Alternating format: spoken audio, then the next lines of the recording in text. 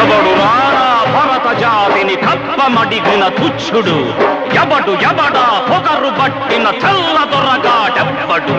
బ్రతుకు తెరుగుకు దేశమొచ్చి బానిసలుగా మమ్ము నెంచి పన్నులడిగే కొమ్ములొచ్చిన దమ్ములెబడికి వచ్చరా.